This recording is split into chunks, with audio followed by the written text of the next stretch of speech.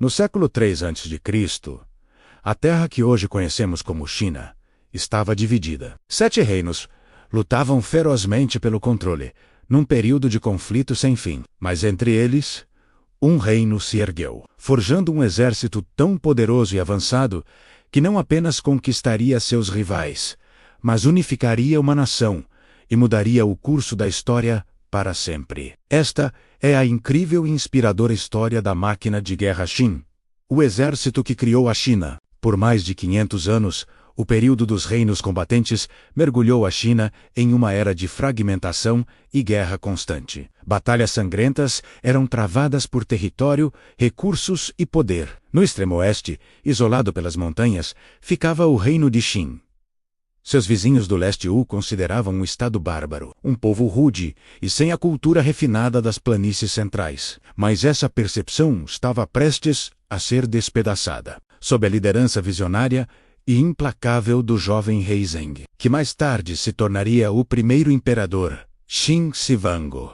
O reino de Qin iniciou uma transformação radical. Eles não apenas lutariam, eles reinventariam a própria arte da guerra. O que exatamente tornava o exército de Qin tão especial, tão imbatível? A resposta está em uma revolução militar completa, baseada em 3 pilares: meritocracia, disciplina de ferro e uma organização impecável. Enquanto os outros reinos ainda dependiam da nobreza para liderar suas tropas, onde o nascimento valia mais que a habilidade, Qin quebrou essa tradição. Eles criaram um sistema radical onde qualquer soldado comum, não importando sua origem, poderia ascender na hierarquia com base em seu desempenho no campo de batalha. Cada ato de bravura era contado.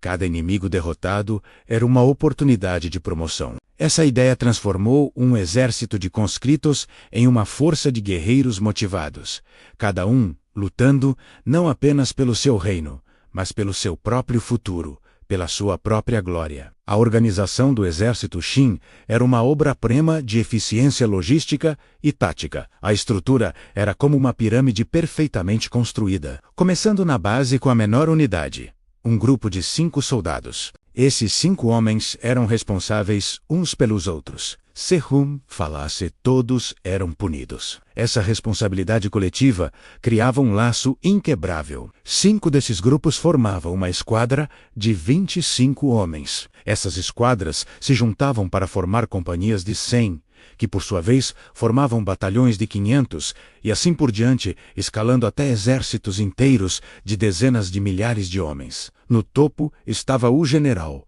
reportando-se diretamente ao rei. No entanto, o verdadeiro gênio desse sistema era a autonomia tática concedida a cada nível. Um comandante de companhia não precisava esperar ordens do alto para reagir a uma ameaça imediata. Essa flexibilidade tornava o exército Qin incrivelmente ágil e capaz de se adaptar a qualquer situação no campo de batalha com uma velocidade surpreendente. O poder de fogo do exército Qin era simplesmente incomparável para a época. Suas armas não eram apenas eficazes, eram padronizadas, permitindo uma produção em massa e uma manutenção muito mais simples. Imagine a cena.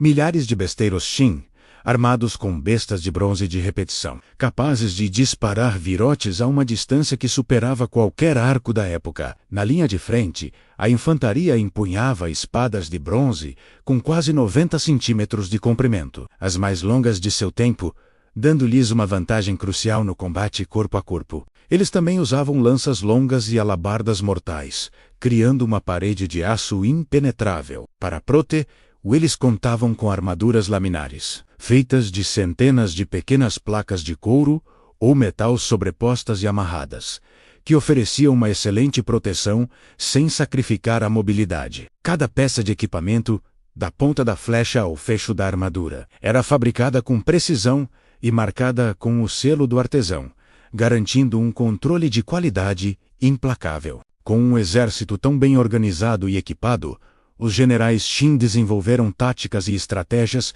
que deixavam seus inimigos perplexos. Eles eram mestres absolutos da guerra de cerco. Suas legiões de engenheiros construíam torres de assalto gigantescas, arietes poderosos e túneis Para minar as muralhas das cidades inimigas, poucas fortalezas conseguiam resistir por muito tempo a um cerco Shin. Em campo aberto, sua superioridade era ainda mais evidente. Eles utilizavam formações militares complexas e flexíveis, que podiam se transformar e se adaptar instantaneamente às manobras do inimigo. Uma formação de falange podia rapidamente se dividir em unidades menores para flanquear o adversário, ou se reagrupar para resistir a uma carga de cavalaria. A disciplina era a alma desse exército. Cada movimento era coordenado por sinais sonoros. Os soldados avançavam ao ritmo constante e intimidador dos tambores de guerra e recuavam de forma ordenada ao som dos gongos. Essa coordenação perfeita permitia que executassem manobras complexas em meio ao caos da batalha, algo que seus oponentes raramente conseguiam igualar. Mas qual era o verdadeiro motor por trás dessa máquina de guerra implacável? O que motivava um simples camponês a lutar com a ferocidade de um leão? A resposta está em um dos sistemas de incentivo mais brutais e eficazes da história: a recompensa por cabeças inimigas. O governo Qin estabeleceu um sistema de 18 graus de nobreza, e a maneira de subir nessa escada social era simples e direta: matar inimigos em batalha e trazer suas cabeças como prova. Cada cabeça decapitada valia pontos. Acumulando pontos, um soldado recebia promoções, títulos de nobreza, terras e isenção de impostos, e trabalhos forçados para sua família. Essa política transformou a guerra em uma oportunidade de mobilidade social sem precedentes. Um camponês faminto por uma vida melhor podia, através de sua própria coragem e força, alcançar uma posição de riqueza e status que seria impensável em qualquer outro reino. O campo de batalha se tornou um campo de oportunidades, e o exército Qin se tornou uma força de guerreiros famintos por glória e fortuna. Com essa força imparável, o rei Zheng lançou sua campanha final de unificação. Em um período incrivelmente curto de apenas 10 anos, de 230 a 221 a.C., o exército Qin varreu o mapa. Um por um, os outros 6 reinos caíram diante da disciplina, da tecnologia e da ferocidade da máquina de guerra.